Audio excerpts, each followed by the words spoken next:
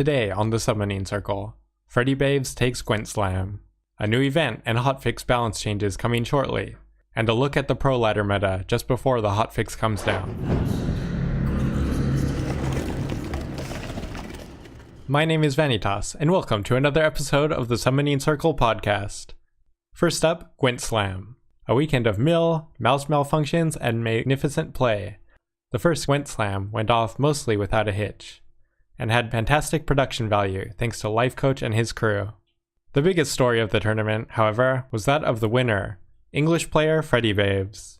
His deck list choices were tuned for this format in a way that some of his opponents weren't, and he piloted all of his decks well throughout the tournament.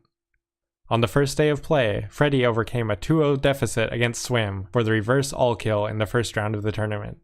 He then took down his teammate, Shaggy, in a tight series 3-1 in the semifinals, before taking down fellow teenage prodigy Game King, also 3-1 to take the tournament.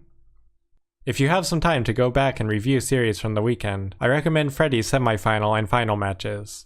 Both series showed great play from both sides and are well worth watching. CDPR announced a new seasonal event, as well as balance changes on their most recent developer livestream. The event, Mahakam Ale Fest. It will feature new challenges, specific event cards, and full voice acting. This should be the first taste of what a more fleshed out single player experience, such as the upcoming campaign, Thronebreaker, might look like. It will be out within hours of the release of this podcast, so stay tuned.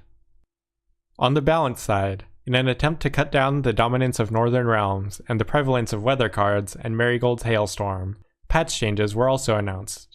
The highlights of this patch are: first, Clear Skies now restores 1 point to every damaged card under a weather effect. This means that clearing weather isn't a complete templeless play, and should help mitigate some of the weather abuse. Marigold's Hailstorm was also nerfed to not affect gold cards at all. The combination of gold weather, forcing players to stack all their cards in one row, plus Marigold's Hailstorm to take out that entire row, was an all too strong combination, making gold weather a little weaker due to the aforementioned Clear Skies buff, and Hailstorm a little weaker should be a good step in making decks more diverse.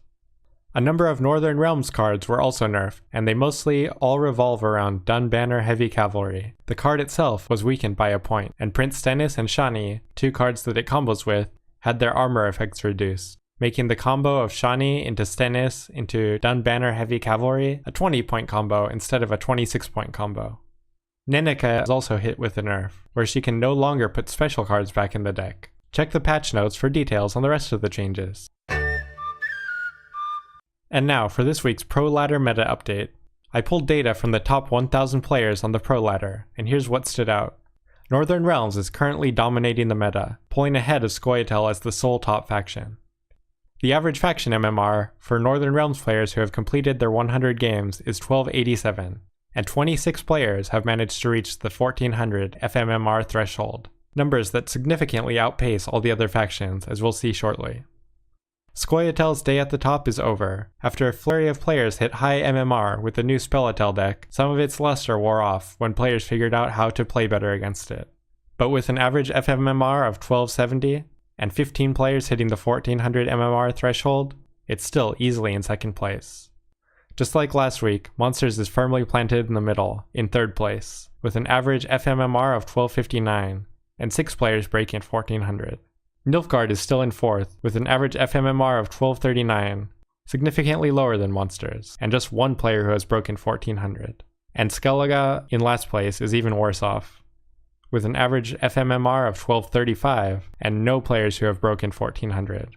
There are almost as many Northern Realms players who have hit 1400, 26, as there are Skellige players who have hit 1300, 37. Skellige did get a slight buff in this hotfix, but it remains to be seen how that will play out. And a special note about the top player of the ladder at this moment, Mago GX, who is the only player to have a top 25 faction MMR with all 5 factions, and is the only player to hit 1400 with Nilfgaard. Congrats! That wraps up the podcast for today. Subscribe to the Summoning Circle on iTunes, Stitcher, or YouTube. If you have any comments or questions, let me know, vanitascaval@gmail.com or @summoning circle on Twitter. Sign up for more updates at GwentPodcast.com.